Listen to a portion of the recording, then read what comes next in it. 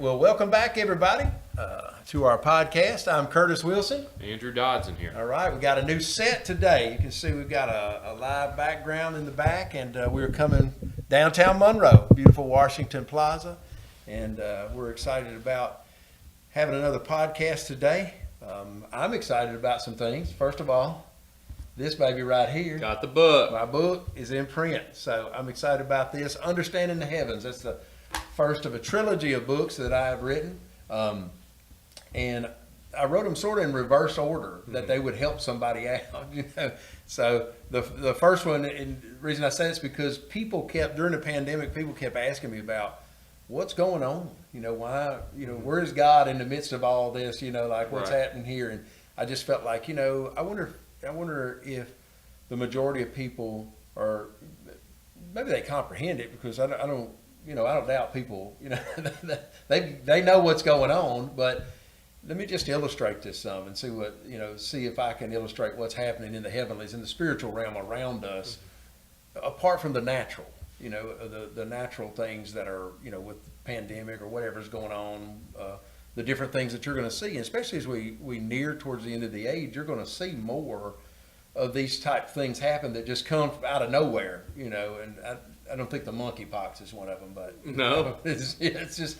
So I thought, what? Let's write a book on understanding the heavens. Let's just, and it's not a book on demonology and anything strange, out of the ordinary. It's just a biblical look at what's the war going on around us and how can we decipher. So that was sort of the first thing that I wrote. But then as I began to write, I said, there's a process to get here. To becoming God's warrior. So you want to say something? Well, yeah, and there's a couple things I'd say about this book. Okay, first. come on.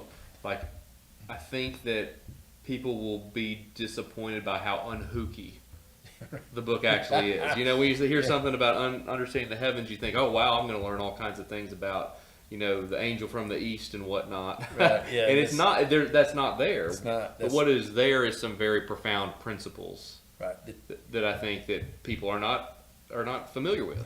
I think that, that threefold cord that I talk about in there, the world, Satan, and the flesh. Mm-hmm.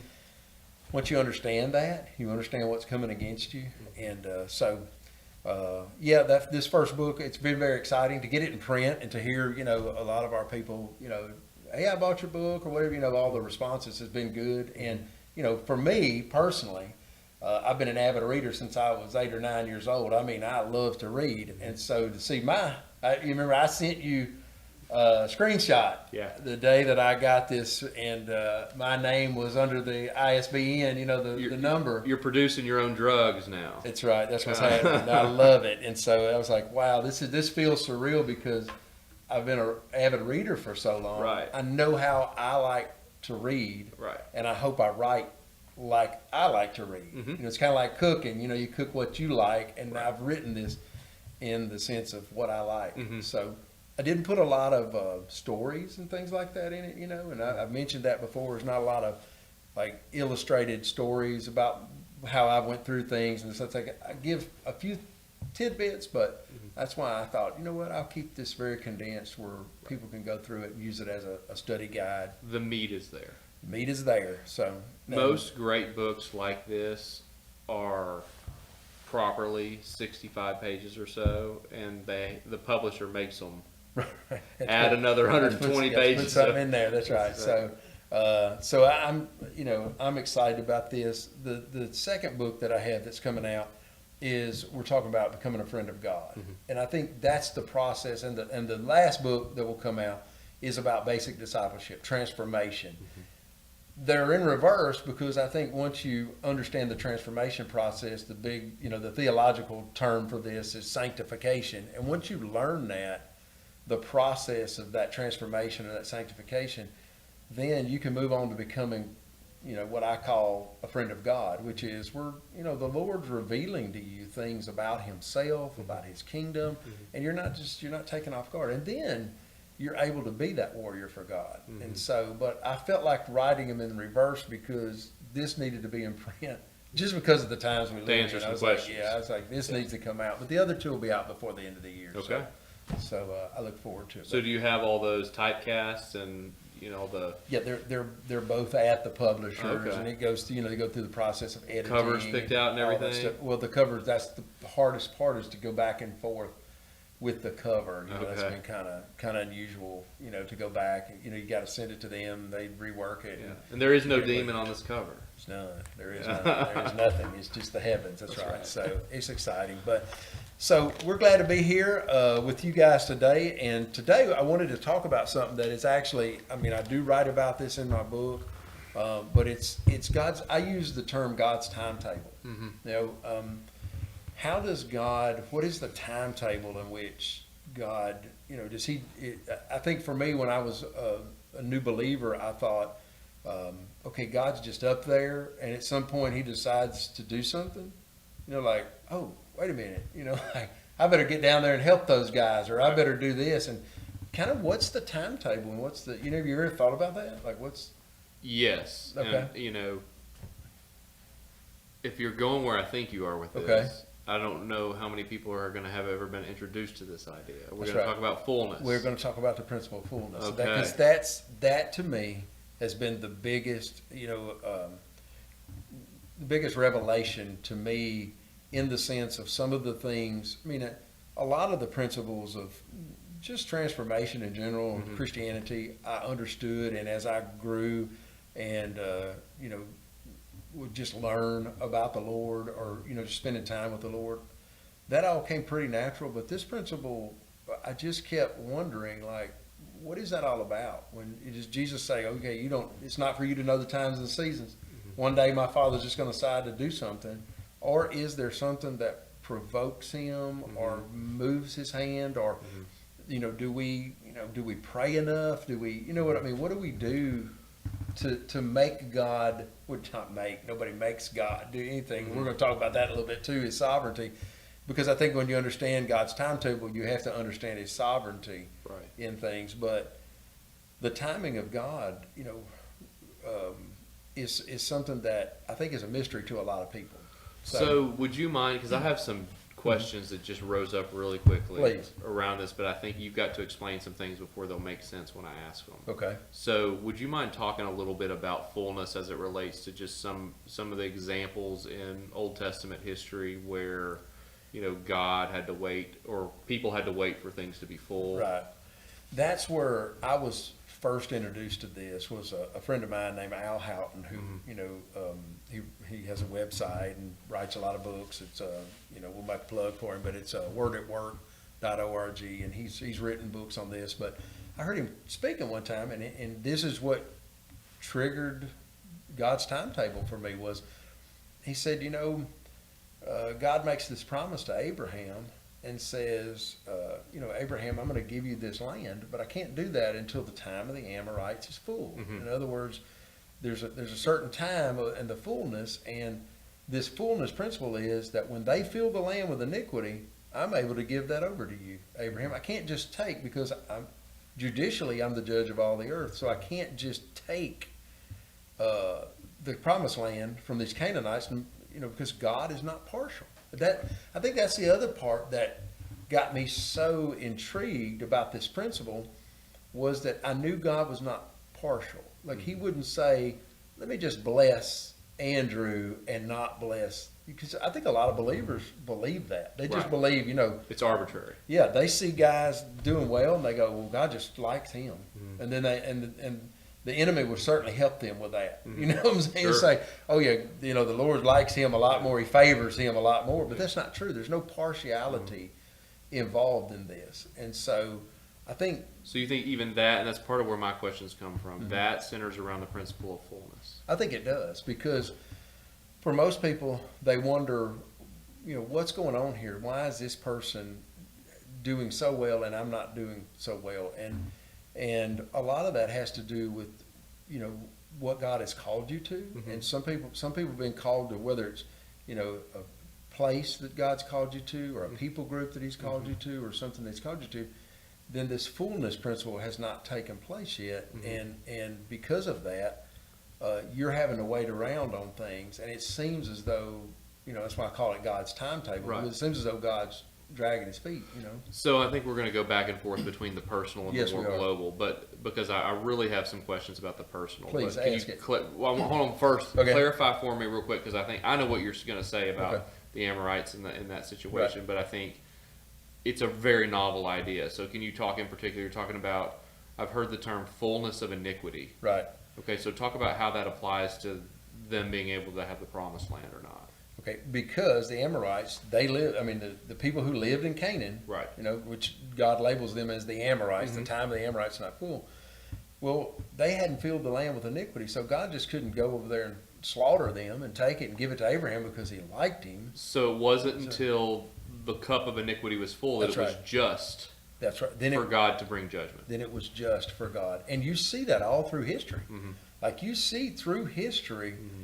almost every nation that has fallen into Mm-hmm. immorality, God has allowed them to be conquered by somebody else. I mean, and if you say, well, I don't know if God let them. Well, I mean, He's sovereign. He's over the earth, and so if He let them, even Israel, Right. until they repaid what they, basically what they owed God, Mm-hmm. because they were supposed to let the land lay over until they repaid it when they were in exile. Mm-hmm. God didn't let them come back. Right. So there's a penance for everybody, regardless of, and we're not under the wrath. Right. Just as for them, they weren't necessarily under wrath, but they Right. were under God's discipline. Right. There's a difference between that. Sure. There's a difference between an unbeliever, somebody who is under God's wrath, Mm-hmm. and a believer, someone who is, okay, I'm being disciplined by the Lord Mm-hmm. because, this has a particular action or something of that nature has consequences. Okay. So, go ahead. So let me ask a question. So based on that principle, I think that makes sense. So let's apply that just for a second to an individual's life. Because the question that popped up when you first started talking about this that I'm really eager to hear the answer to is, it seems to be that applies in our life with regard to things like sanctification. Is there an application there? Like, it seems like there are times in our lives where, say, we struggle with something or we grow in something, then all of a sudden, It just, the Something- fullness of, right. is that the same principle or is that a different principle? I think so. I mean, I think it still has to do with that fullness, maybe not the fullness of iniquity, so to speak. Right, but just exactly. But fullness the in same general, sort of just. which is how God acts. That's the point of Okay, the that's what I'm getting- timetable is, yeah. So it is a fuller principle than just as it relates Right. to punishment. Right, and so we bring that over, and another thing is we bring that over sort of into the New Testament in Galatians 4:4. It says, "In the fullness of time, Jesus came, born Right. under a woman." It wasn't just a random thing. Right. There was a fullness of time. Mm-hmm. Something had happened in order to bring Jesus to that point Do you have any guesses as to what was getting full? at that time. Yeah, He- for it to be time for Jesus to enter the world. Well, I think once again you go back into that where in Matthew chapter 23 that we went through on previous podcasts. We went through that when he talks to the Pharisees about fill up the cup of your the measure of your father's guilt. In other words, I think that they had themselves.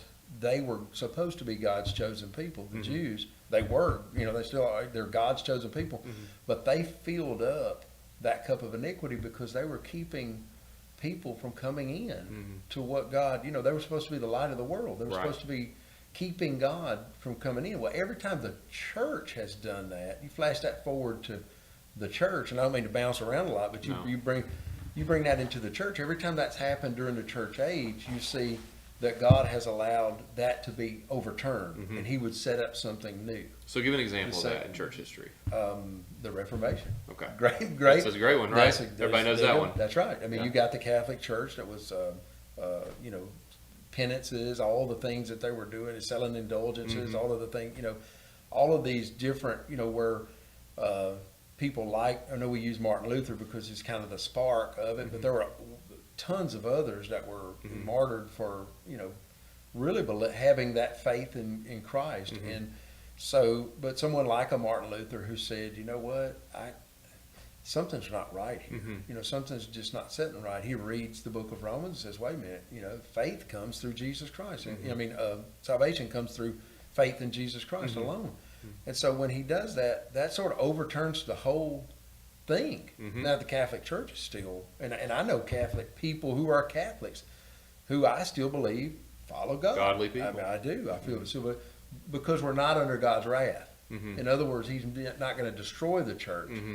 but He's going to raise up something. You see what I'm saying? So there's a difference between that. I think there's a difference between being under God's wrath in the sense of if we are if we're a believer and we've committed our life to Christ, Mm-hmm. we're no longer under the punishment of death, if you would, but we can be disciplined by God. In other words, As sons and daughters. right. And so God, someone like a Martin Luther or the Reformation, or you just take all those people, all of a sudden you see for another several hundred years, all of a sudden there's where that favor and that grace. It wasn't that God liked them more than He liked the Catholic Church. It was, okay, this has filled up this cup, and this has went too far. We're not becoming the light of the world anymore.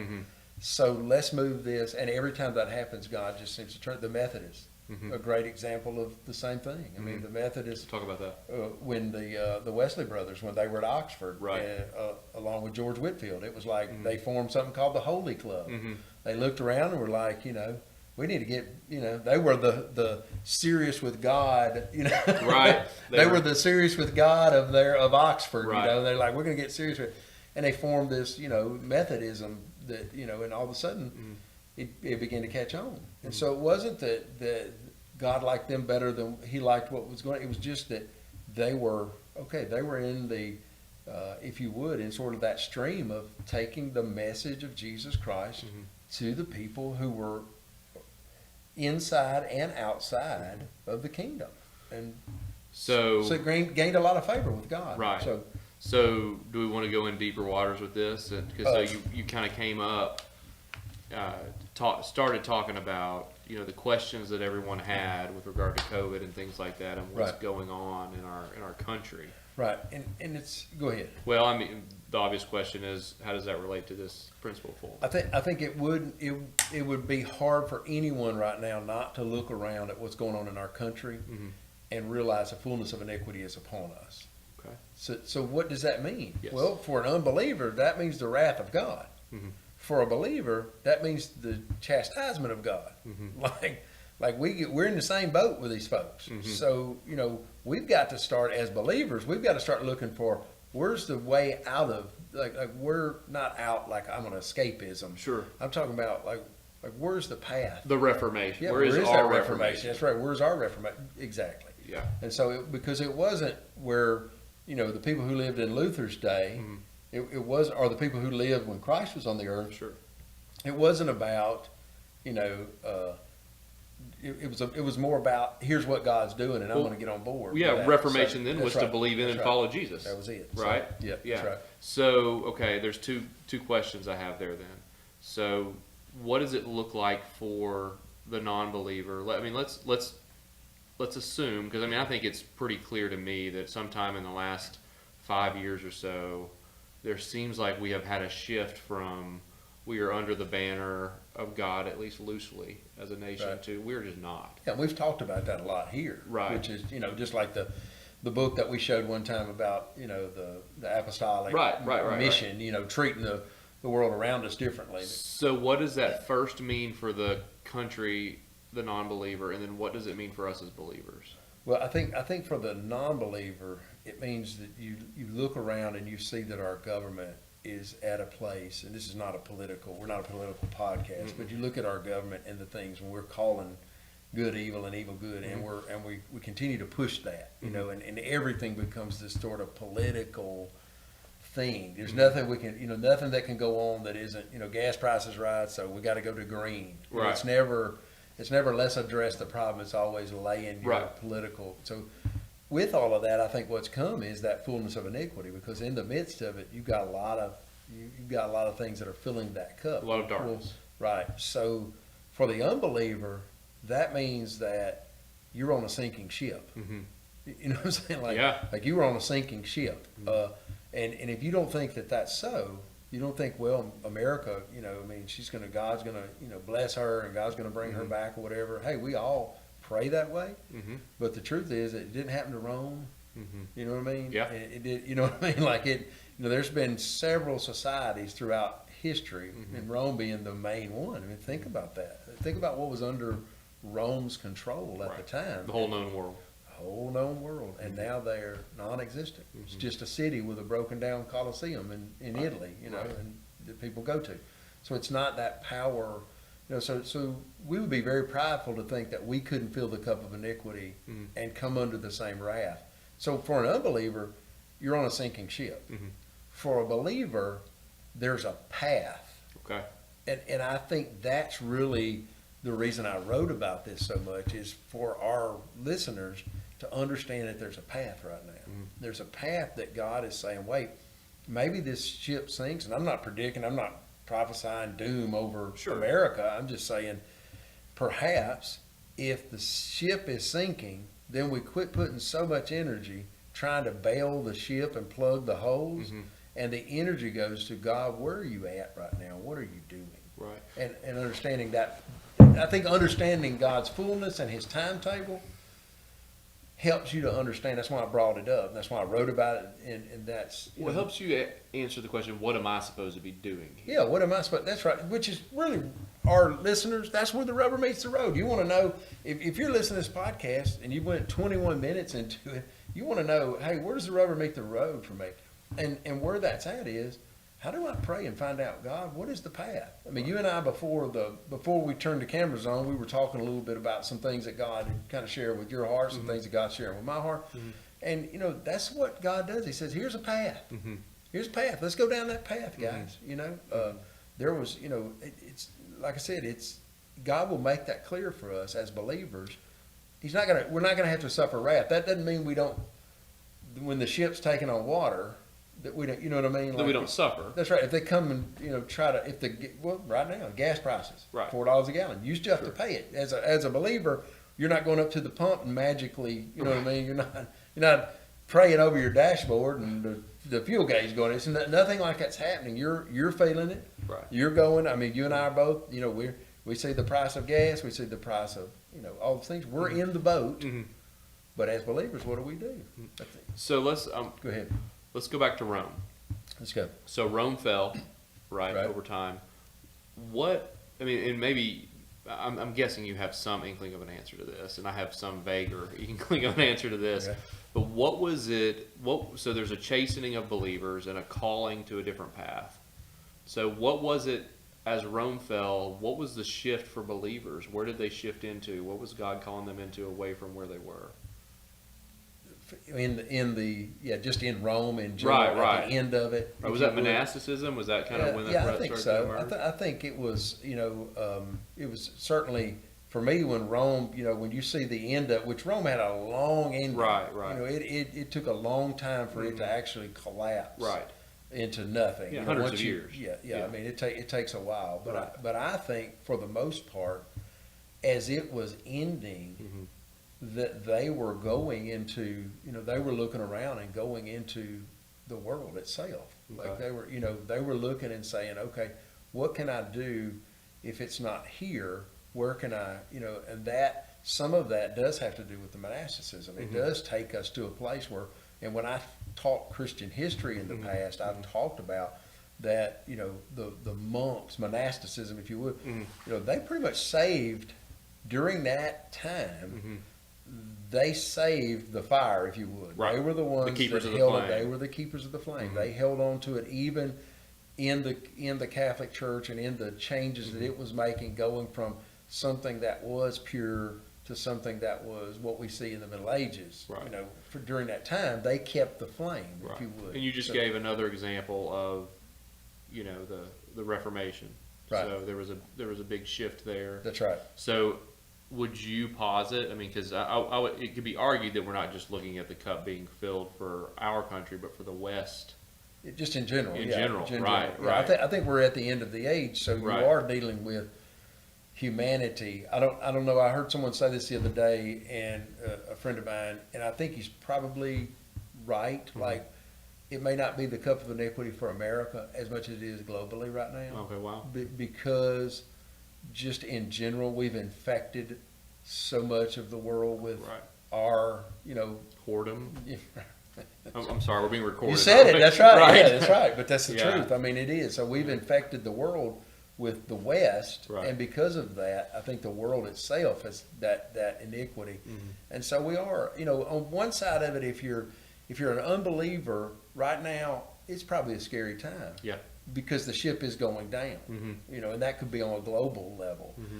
But for the believer, we've got to ask ourselves, this is a great time to be alive, because there's got to be something that God's doing. Well, that's what's stirring in my heart and mind as you talk, is if something like monasticism or the other societies like of Jesus that emerged in times of crisis, or the Reformation, which was an exciting time. I mean, it was a bloody time and a difficult time, but an exciting time for the church. Right. Could there be something emerging of that depth and profundity?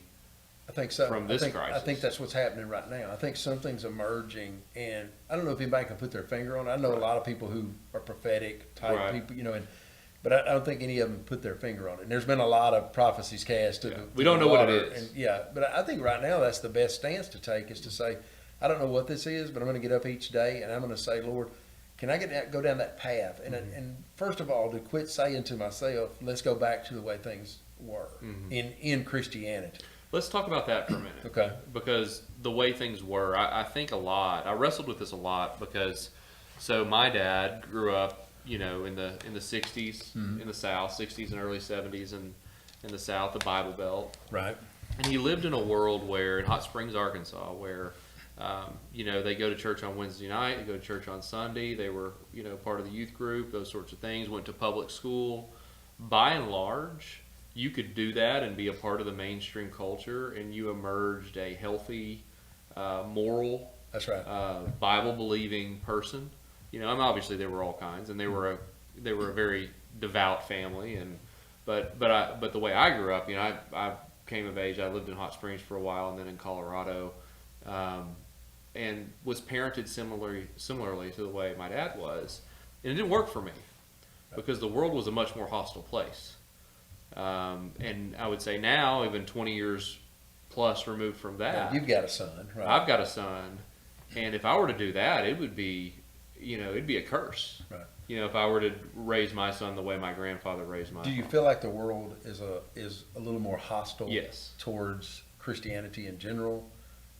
We may not call it that right now, because I think It's not quite as explicit as it probably will eventually be, but in practice, right, like there's an assault on every value that we hold. right, And it's not just from some, screaming, radical. It's from every corner of the world. It's from, the cartoons that are on television to the commercials to the, right. Whatever. So I think when you study church history and you look at church history, you realize what's happened in these shifts, which we're in the middle of one right now, is that people, the believers that have come out of that shift, have had a sense of purity, a sense of consecration.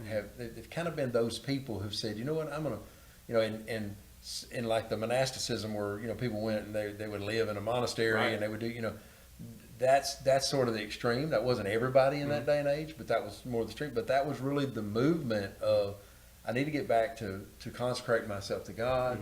During the Reformation, it was the same way. It was kind of like people were coming back. They put the Bible, the Bible came back to the average person, so that the average person didn't have to read Latin, and they could actually study the scriptures for themselves. And I think out of that came a more a fuller, a whole, more of a complete Christianity, if you would, for a time. Right. So So, I think that's what's emerging. Not to cut you off, but I think that's what's emerging is you're going to find that the cream, if you would, will rise to the top, and there'll be people who, that's why we named the podcast Serious with God. Because we believe there are a lot of people who are going to start to become serious with God. They're going to want to study topics that are different than, just your average thing that's going on out there. So you have also said before there's likely to be a falling away. Yes. So let's talk about those two counterpoints. Well, I think the falling away occurs because you can't wrap your mind. I think one of the things me writing about this and talking about this on the podcast is because I think what happens is people can't wrap their mind around Christianity being anything different.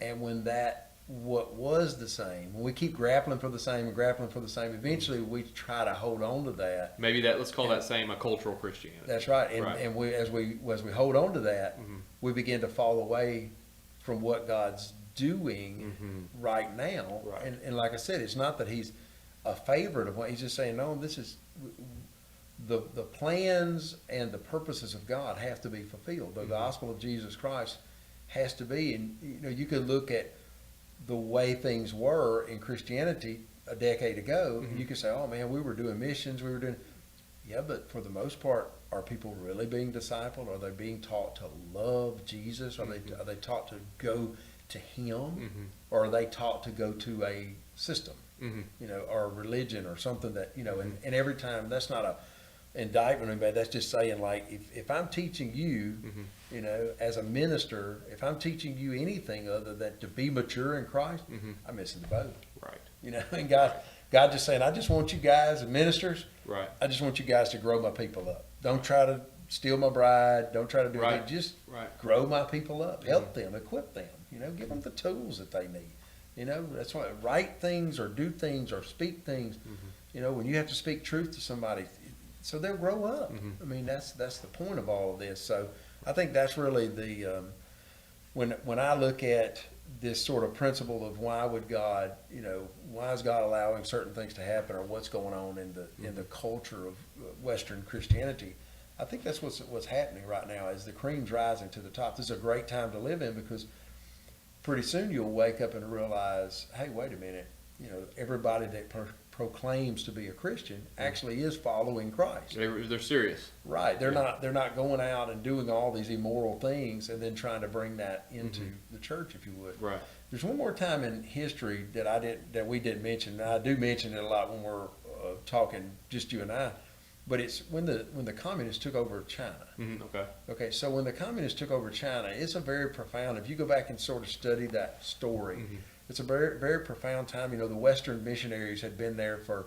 years and had established missions everywhere, whether it was the famous, like the China Inland Mission or whatever, but there were a lot that weren't famous, and they had evangelized the whole country. So everybody was, there were tons of people who professed Christianity, but then when the communists came in and basically godless, they didn't say, okay, we're going to do away with all your churches. They basically came in and said, you can still keep your church, but here's some things you can't talk about, and here's some things that you can't do. And the church, those mainstream churches were compliant. Right. It's like, okay. They just were like, okay, this is what we'll do. Right. It'd be much like right now, us accepting, and we've accepted immorality and allowed that to come in. So that's what happened to the Chinese church. Well, then you see this underground movement. And this underground movement emerged, and it was like, and people like Watchman Nee, for instance, who most people think about. And if you go back and you read his biography, you realize, hey man, this guy, he was just looking around and going, well, Lord, I love China. I'm Chinese. I love this country. Why would you let the communists take this over? Why would God allow it? It's the same thing. It's the same dynamics, and all of a sudden you've got communism. The ship sank. Right. Right. Because, for the most part, if you look at the government of China and all these things, they are godless. Sure.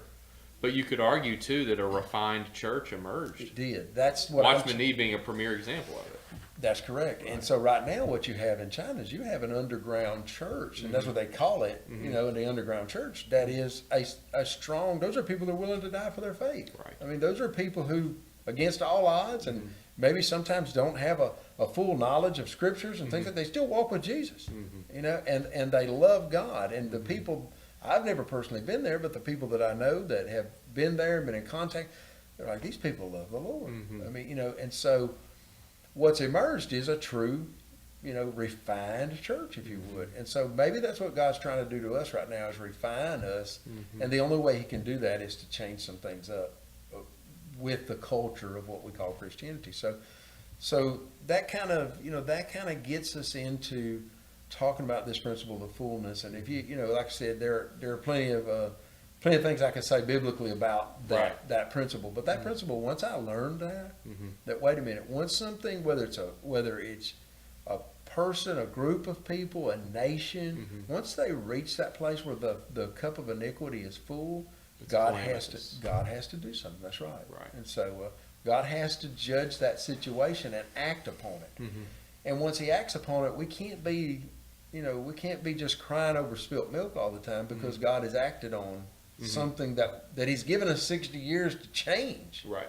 And we haven't. We've just went further and further and further down the road. And so, perhaps He can emerge something out of that. And so my hopes are for our viewer and for others out there that we could get to the place where we, rise up in the mornings and say, okay, Lord, what is it? Where is this path? What do you have for me? And God would begin to speak to people and show people, this is what I want.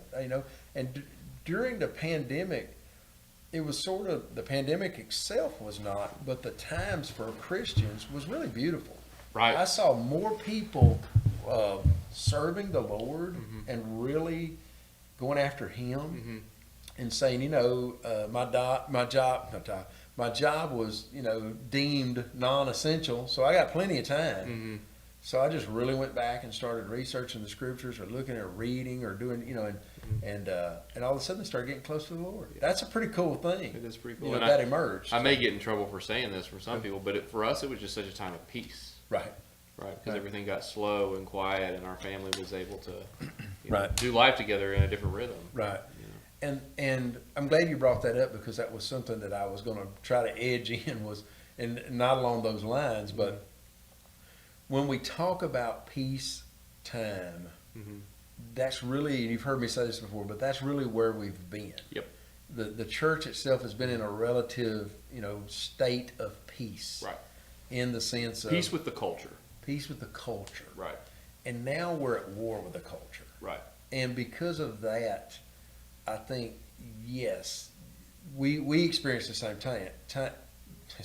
we experienced the same thing during the pandemic. There was just this beautiful place of peace, and everybody kind of getting back to the basics of things.